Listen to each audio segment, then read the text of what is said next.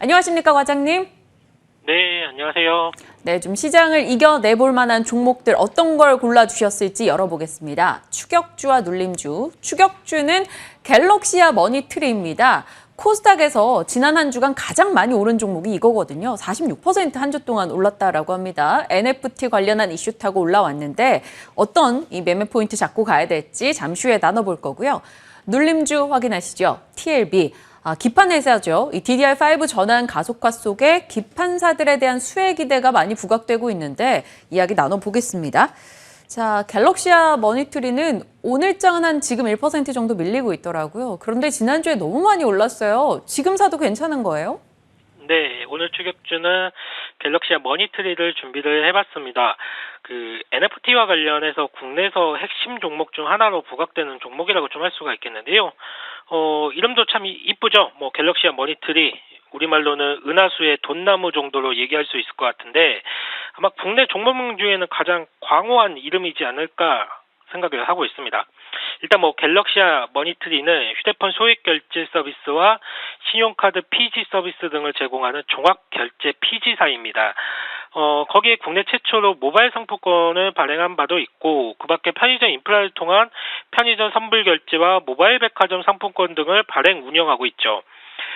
동사의 최대 주주는 효성그룹 회장인 조현준 회장이 지분의 약 33% 정도를 보유하고 있기 때문에 효성그룹사라고 보시면 될 것 같고요.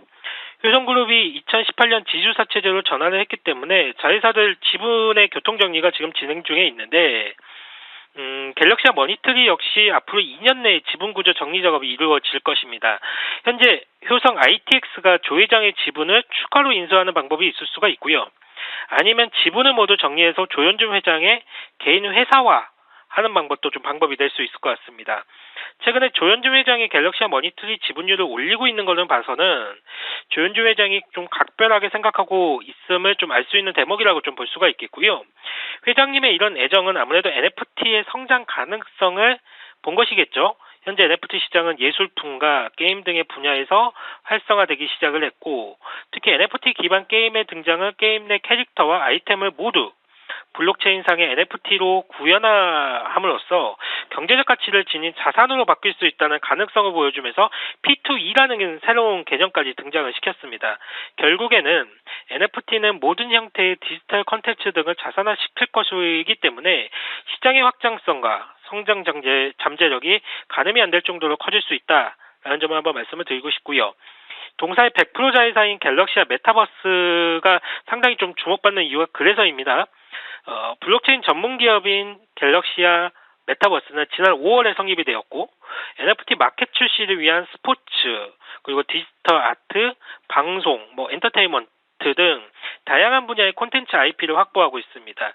특히 스포츠에서는 국내 NFT 관련 서비스 중 최다 IP를 확보하고 있고, 미술 분야에서도 사진, 캐릭터 및 동양화 등 전방위적으로 작가들과 협약을 좀 체결하고 있습니다.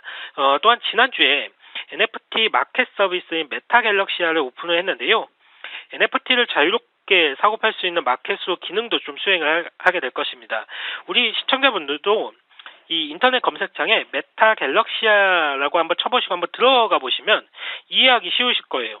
일단은 현재는 이더리움하고 카카오의 가상자산이 클레이로 결제하도록 되어 있고요. 향후 결제 수단을 확대해 나갈 예정입니다. 워낙 고성장이 예상되는 사업인 만큼 향후 성장성에 주목을 해보시길 바라겠고요. 목표가는 16,000원 좀 잡아드리겠고, 손절가는 10,000원을 좀 잡아드리도록 하겠습니다. 목표 주가 16,000원 설정해 주셨습니다. 갤럭시와 머니트리 첫 번째 추격주로 살펴봤고요. 눌림주 TLB. 사실 DDR5 얘기하고 기판 얘기하면 보통 심택 많이 얘기들 하잖아요. 지금 DDR5 대장주 중 하나로 얘기를 하면서요. 지난주도 급등 나왔고. 근데 왜 심택이 아니라 지금 1년 사이 반토막 나 있는 TLB인지 그게 궁금한데요. 네, 일단은 눌림주로 TLB를 준비를 해봤는데, 심택 오늘도 상승을 좀 하고 있는데, 말씀 주신 심택은 실적이 굉장히 좋았죠.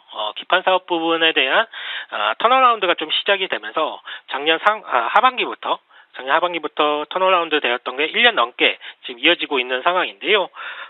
TLB 역시도 심택의 그런 모습을 그대로 한번 따라가 볼 수만 따라갈 수 있는 종목이기 때문에 한번 준비를 해봤습니다. TLB 역시도 메모리 반도체 인쇄 회로 기판의 제조 및 판매를 주력 사업으로 좀 영위하고 있거든요. 최근에는 반도체 후공정, 검사 장비 사업까지 진출하기도 하였고요. 이 PCB, 그러니까 인쇄 회로 기판은 구리배선이 놓여져 있는 판으로 반도체나 각종 전자부품을 고정 연결하는 기판을 말하는데, 국내에서는 앞서 말씀드렸던 신텍이라든지 코리아 서키트 등과 경쟁을 하고 있는 사업 분야입니다. 지난주 역시나 인쇄 회로 기판의 대장이라고 할 수 있는 심텍의 실적 발표가 있었는데, 매출액도 컨센서스보다 높았고 영업이익도 20% 이상 컨센을 상회하는 실적을 발표했는데요. 물론 심텍 같은 경우는 작년부터 상당한 구조조정과 내부적인 노력으로 이익률이 크게 개선된 부분은 있었지만, 무엇보다 기판 사업부 이익이 상당히 빠르게 올라오는 모습을 우리가 확인할 수 있었거든요. 당연히 TLB의 실적도 긍정적으로 생각할 수 있는 요소라고 좀 할 수가 있겠고요. 주요 고객사가 이제 삼성전자 그리고 SK하이닉스 모두를 두고 있는 상황에서 전방의 메모리 업체들이 DDR5로의 전환으로 시작을 하고 있기 때문에 이에 따른 수혜도 좀 예상을 해볼 수가 있을 것 같습니다. DDR5는 올해 4분기부터 PC를 시작으로 해서 내년 2분기에는 서버용으로 적용이 시작이 될 예정인데요. 이미 서플라이 체인 내 많은 업체들이 DDR5 양산을 준비하고 있는 것으로 확인되고 있기도 하고요. DDR5에는 모듈에서부터 설계 구조가 변경되기 때문에 이에 따른 인쇄 회로 기판 역시 변화가 불가피한 상황입니다.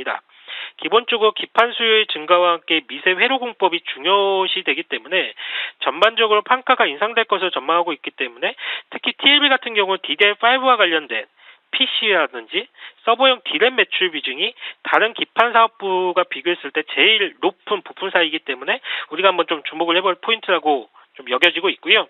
마지막으로 반도체 검사 장비용 PCB 사업으로도 응용 범위를 확장하고 있는 가운데, 기존 업체들이 이쪽이 최근에 수율 논란이라든지 기술력에 대한 우려가 지속되고 있었어요. 그렇기 때문에 TLB가 시장 점유율을 확대하기 매우 용이할 것으로 좀 판단을 하고 있고, 향후에 점진적인 매출 증대를 좀 기대를 하고 있습니다. 목표가 45,000원 설정을 해드리겠고요. 손절가는 33,000원입니다. 제2의 심택이 되길 기대한다라는 그 이야기 하나만으로도 좀 기대를 더 높여가게 되는 것 같아요. 목표주가 45,000원 설정해 주셨는데, 서버용 시장이 DDR5 침투가 빠르게 증가할 것이라는 기대가 높은 만큼 관련 매출 기대 저희 잘 체크하겠습니다. 자, 눌림주와 추격주 각각 이야기 들어봤습니다. 유한타증권의 한상혁 과장과 전략 챙겨봤네요. 감사합니다. 감사합니다.